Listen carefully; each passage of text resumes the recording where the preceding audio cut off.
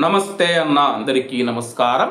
Israel మరియు Iran యుద్ధం నేపథ్యంలో కువైట్ ఎయిర్పోర్ట్ చూసుకుంటే రద్దీగా మారిందనమాట. ఎందుకంటే చుట్టుపక్కల ఉన్న కొన్ని ఎయిర్పోర్ట్లు అయితే మూసివేయడం జరిగింది.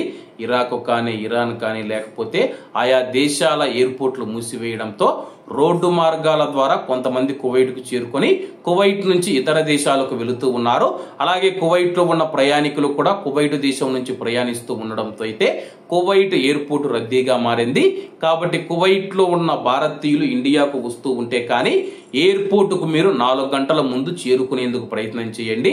ఎందుకంటే కువైట్ ఎయిర్పోర్ట్ రద్దీ ఎక్కువగా ఉండడంతో అయితే మీరు కువైట్ ఎయిర్పోర్టుకు వెళ్ళినప్పుడు జనాలు రద్దీగా ఉన్నప్పుడు మీరు బోర్డింగ్ పాస్ తీసుకున్న తర్వాత అది విమానయాన కంపెనీ యొక్క బాధ్యతతో ప్రయాణించడానికి విమానానికి సంబంధించిన బోర్డింగ్ పాస్ తీసుకోకుండా ఉంటే కానీ మీ యొక్క విమాన టికెట్ క్యాన్సిల్ అయ్యే అవకాశాలు ఉన్నాయి.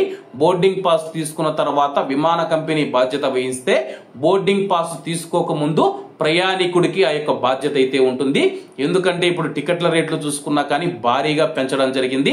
మరి ఈ యొక్క యుద్ధ వాతావరణం వచ్చిన తర్వాత విమాన టికెట్ల ధరలను ఆయా విమాన కంపెనీలు భారీగా పెంచుతూ ఉన్నాయి. ఏమంటే గానీ చుట్టూ తిరుక్కొని వెళ్ళాలి. అలాగే ప్రస్తుతం యుద్ధం వస్తూ ఉన్న నేపథ్యంలో ఇంధన ధరలు భారీగా పెరిగిపోయాయి. దీంతో కువైట్ లోని విమానయాన కంపెనీల పైన ఒత్తిడి పెరిగి అలాగే ఖర్చులు కూడా పెరుగుతూ ఉన్నాయి. దానికి అనుగుణంగా మేము ఈ యొక్క టికెట్ల ధరలను కూడా పెంచుతూ ఉన్నామని చెప్పి ఆయా విమాన కంపెనీలు తెలుపుతూ ఉన్నాయి. కాబట్టి 2 సంవత్సరాల తర్వాత 3 సంవత్సరాల తర్వాత మనం ఇండియాకు వెళుతూ ఉంటాం. కాబట్టి దయచేసి మీరు వెళ్లే ముందు 4 గంటల ముందు కువైట్ ఎయిర్పోర్ట్ కు చేరుకొని ముందు మీరైతే బోర్డింగ్ పాస్ అయితే తీసుకోండి. బోర్డింగ్ పాస్ తీసుకున్న తర్వాత మీరు కువైట్ ఎయిర్పోర్ట్ లో ఎక్కడ తిరిగినా ఇబ్బంది ఉండదన్నమాట.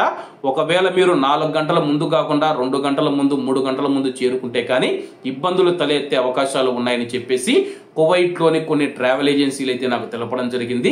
4 గంటల ముందు కువైట్ ఎయిర్పోర్ట్ కు వెళ్ళమని చెప్పేసి నాకైతే చెప్పారు. కాబట్టి కువైట్ నుంచి ఇండియాకు వెళుతూ ఉన్న భారతీయులు ఈ యొక్క విషయాన్ని గమనించగలరని కోరుకుంటూ అందరూ బాగుండాలి, అందులో మనం ఉండాలి. అందరికీ నమస్తే అన్న, జై హింద్.